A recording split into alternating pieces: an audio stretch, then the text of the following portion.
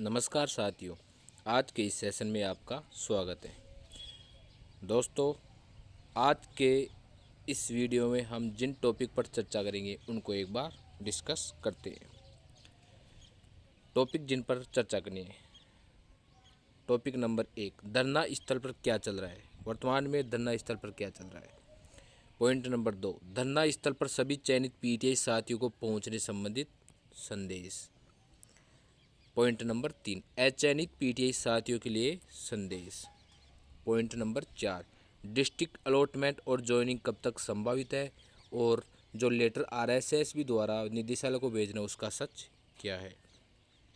Point number 5, Mandeep जी सागवान के अनुसार पीटीआई भर्ती पर चर्चा। पॉइंट नंबर 6, रामलाल जी जाट को ज्ञापन दिया गया, संबंधित सूचना। तो दोस्तों, अब देखते हैं हम एक एक पॉइंट को।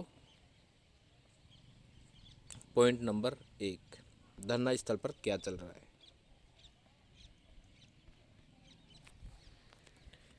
दोस्तों, बीकानेर निदेशालय पर जो धरना प्रदर्शन चल रहा है वह अनिश्चितकालीन है और तब तक चलेगा जब तक कि सभी चयनित पीटीआई साथियों को डिस्ट्रिक्ट अलॉटमेंट व पोस्टिंग ऑर्डर नहीं हो जाए।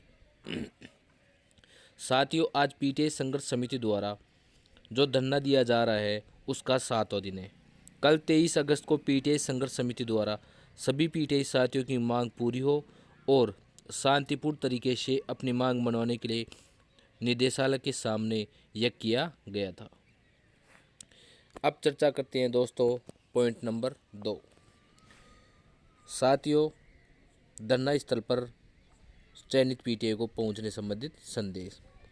साथियों, जब 18 अगस्त को उपेंद्र यादव और पीटीआई संघर्ष समिति के नेतृत्व में हम सभी चयनित साथी बीकानेर निदेशालय पहुंचे, वहां एकत्रित हुए और वहां पर अचयनित साथी भी पहुंचे और वहां कानाराम जी से वार्ता के लिए अचयनित साथी गए। उसके बाद जब आरएसएसबी द्वारा लेटर भेजने के लिए निदेशक जी ने अप्रत्यक्ष रूप से आरएसएसबी अध्यक्ष व सचिव साहब को बोले, तब आरएसएसबी से जवाब मिला कि 19 अगस्त को दोपहर तक पत्र भेज दिया जाएगा।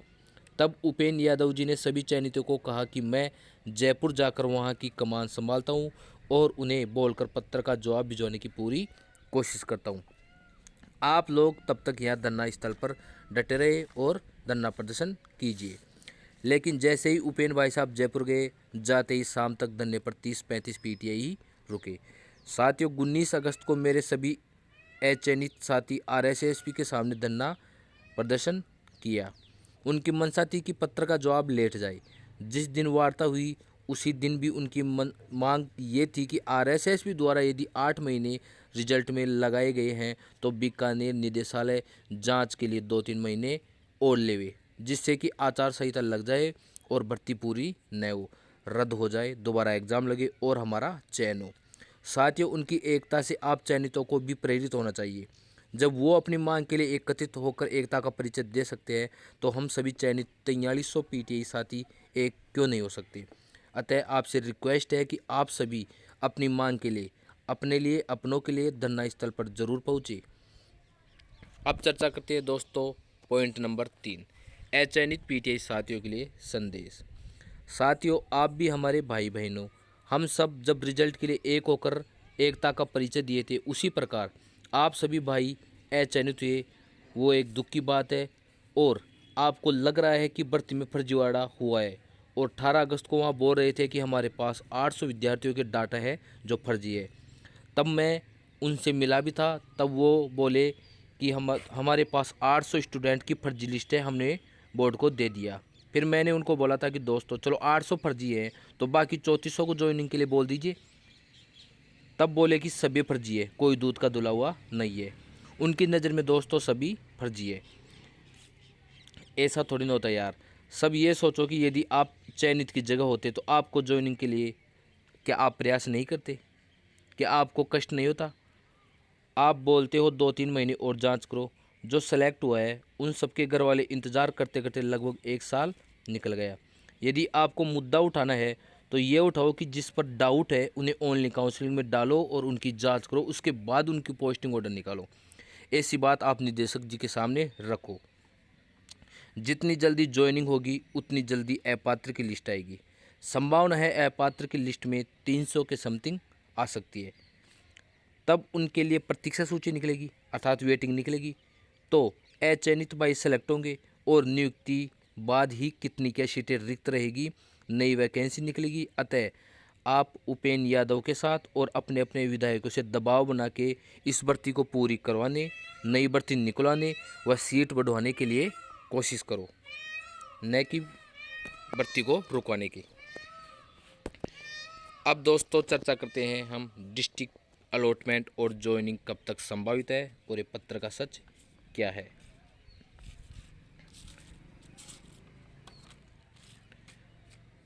यदि कानाराम जी अपना वादा निभाएंगे तो अगस्त में डिस्ट्रिक्ट अलॉटमेंट हो जाएगा और नियुक्ति आदेश 10 सितंबर तक संभावित है।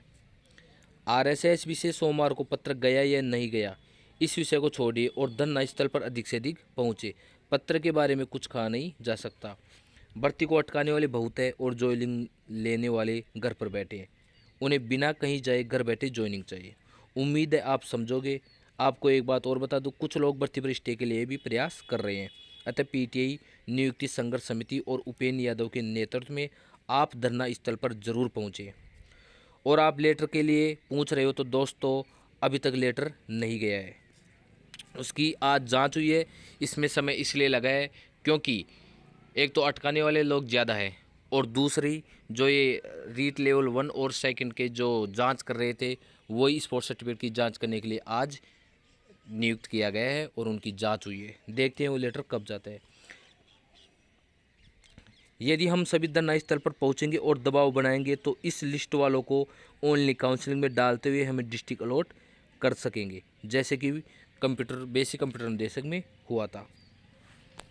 अब दोस्तों हम चर्चा करते हैं मनदीप जी सागवान के अनुसार पीटीआई भर्ती पर चर्चा। तो दोस्तों देखते हैं।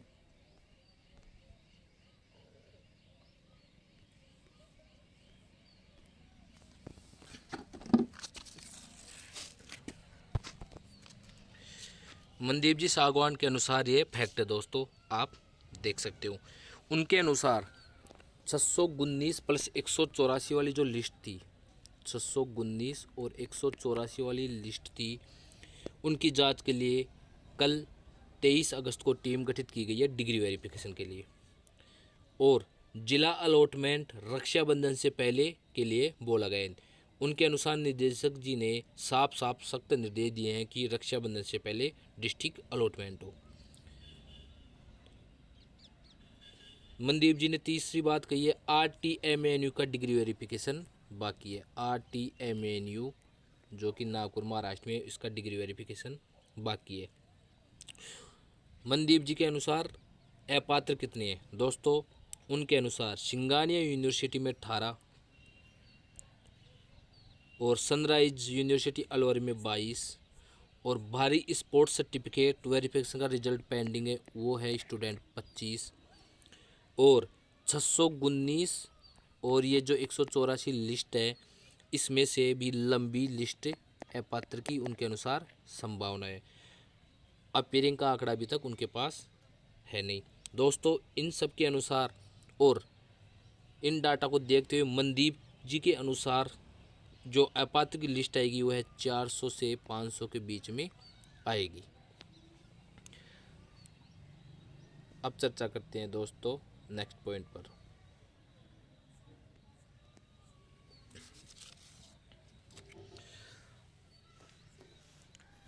दोस्तों पॉइंट नंबर 5 देखते हैं। रामलाल जी जाट को ज्ञापन दिया गया। दोस्तों जो हमारे भीलवाड़ा की टीम के चयनित साथी है वो रामलाल जी जाट जो कि हमारे राजस्व मंत्री है, उन्हें 23 अगस्त को ज्ञापन दिया गया। इससे पहले भी BD कल्ला जी, रामेश्वर डूडी जी को भी ज्ञापन दिया जा चुका है। आप सभी साथी अपने अपने विधायकों को ज्ञापन दीजिए और फ़ोन करवाकर CMO में दबाव बनवाइए जिससे कि ज्वाइनिंग प्रोसेस फास्ट हो।